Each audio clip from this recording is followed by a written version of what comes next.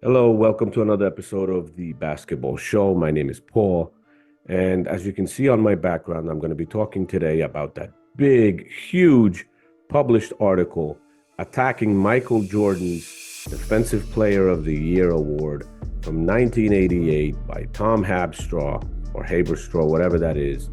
And I'm going to be talking about that, and I'm going to be exposing it, why I think, with some, I think, actual proof by the end of this video, why I think this is a total fabricated hit job that you cannot prove. Now, let's go about it like this, because Tom Habestraw is the one that published the article, and Mr. Nick Wright, of course, fighting for LeBron James all his life, chimed in on it as well. So I'm going to ask you a quick question, and that question is this. How is it best to see if two people, taking Nick Wright and Tom Habestraw, are telling you the truth about something or are lying to you about something? Now, how would you check if you had these two guys tell you something and you want to check if it's true or not? Now, if you'd want to check if one story is actually true and valid, I think you would take those two individuals, separate those two people, and question and ask them to tell you that story in detail to see if the actual facts match up, right? Because if they worked on it together and there's admitting that they kind of did, from what Nick Wright says, and you're going to see that in the later video, that they consulted about it, they talked about it, they most likely worked together on it, and things like that.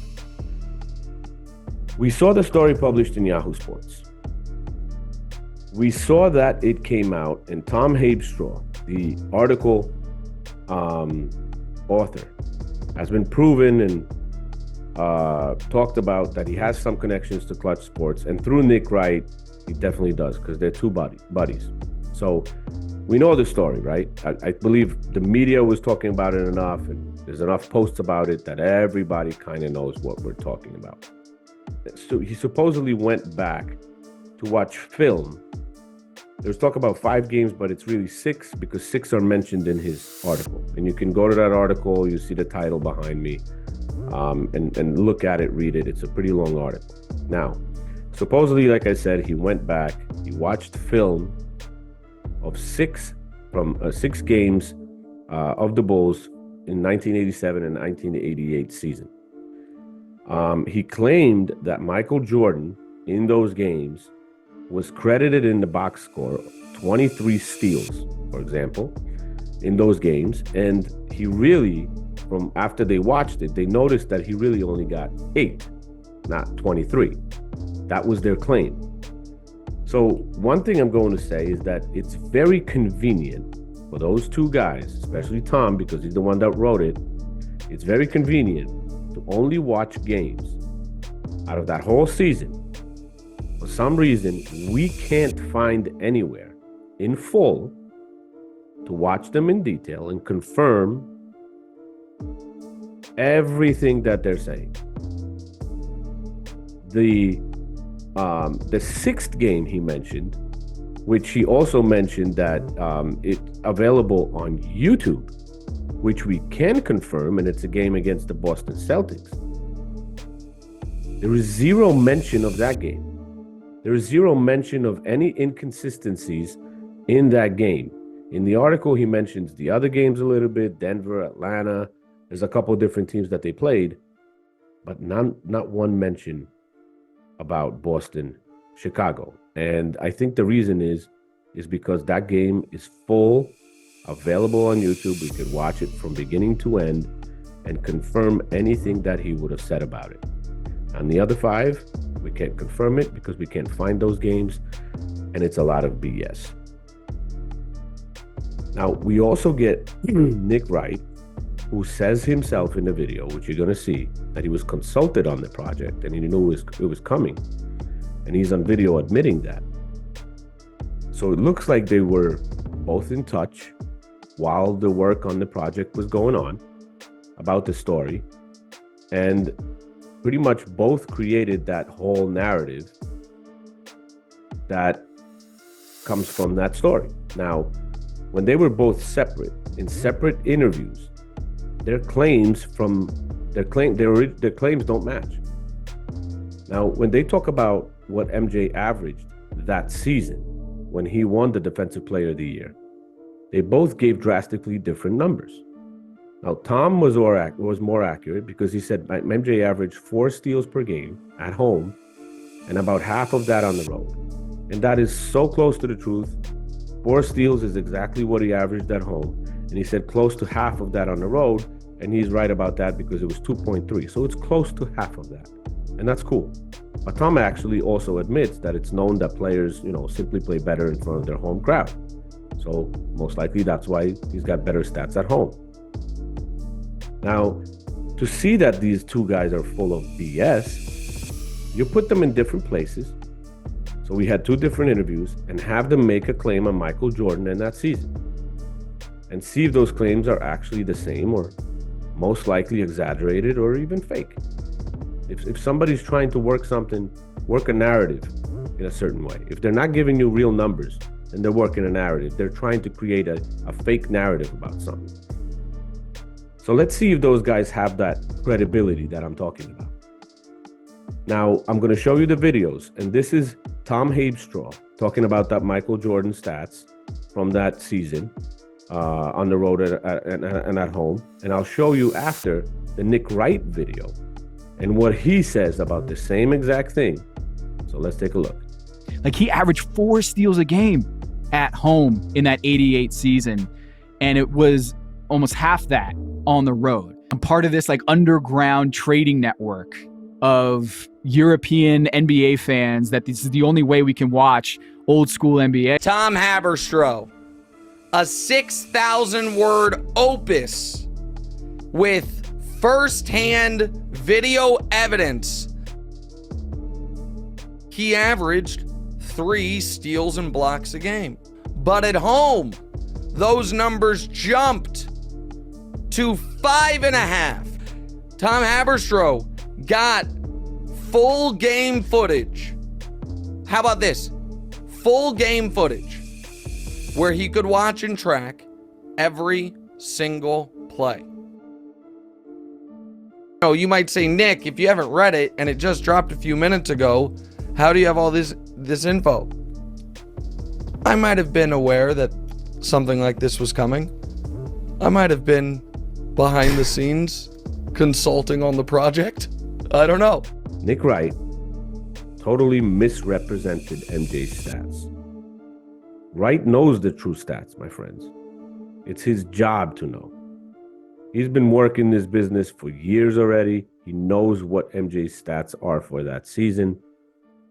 And he's on purpose over-reported those stats to make it look it's a much bigger deal.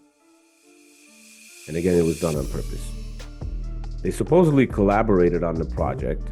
Like he said in the video, he was consulted. So if Tom was working on it and Nick Wright was consulted on it, so they talked about that project. They talked about it. They're full of crap, if you ask me. And it doesn't end there. Just listen up.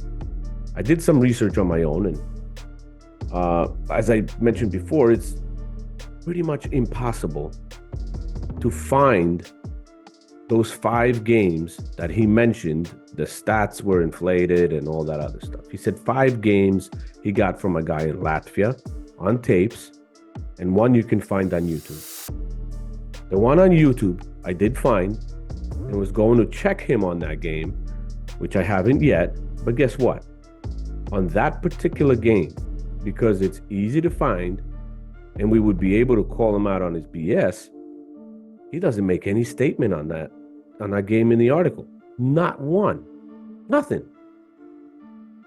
It was a game in Chicago with the Bulls playing against Boston. And I believe that because we can catch it and call his BS because we have the full game minute by minute, he never makes a statement on it because he couldn't lie. We would have called him out on it. He only talks about the games we can't find and watch in full. So that already shows me that his claims are full of BS. There's a lot of other games from that season that he could have brought up that we could watch on YouTube, but he didn't do that. He's talking about 5 games we cannot find anywhere ourselves. And that was researched, and they found out that those games can't be found. So I believe this hit job article was specifically ordered by Clutch Sports and literally asked for by LeBron James himself. And I have a reason to back up my claim here and in this video. The article about Jordan was published in June this year, okay? But just 2 months before,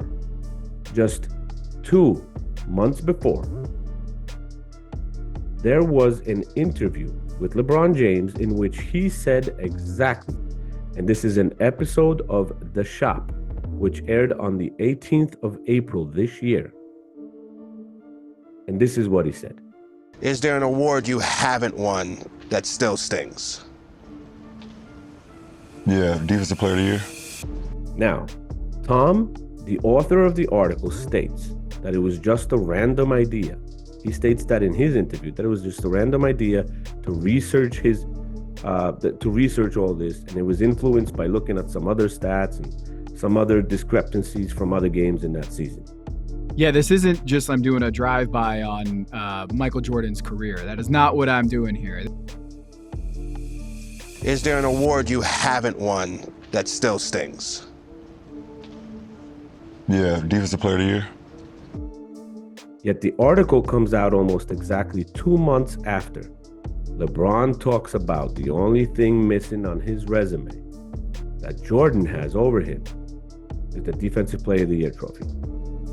And all of a sudden, you got Nick Wright and Tom Habestraw get an urge randomly to research that kind of thing and discredit Mike's Defensive Player of the Year. A little bit too close on time and too much of a coincidence if you ask me, don't you think? Now, I'm sorry, but James and Clutch and their employees like Nick Wright think we are literally stupid as basketball fans, like today's some fake politicians do. And sadly, many people will swallow this propaganda up like nothing and just keep spreading it. That's the whole point. They want to dilute everything that Jordan achieved, like I mentioned in my previous video, to bring him down because LeBron James can't reach him anymore. LeBron James can't raise himself up, so they got to drag Michael down. And the only thing he's got over him is that DPOY. Now, in my view, and by evidence I just presented to you, this article was specifically ordered as a hit job that came from LeBron James himself through Clutch Sports and given to 2 of their loyal servants in Tom and Nick. You can directly see the timing is so close. When James said that this is the only thing is missing, then supposedly random connection of Nick Wright, Tom Habestraw, does some research that we can't really confirm in any way.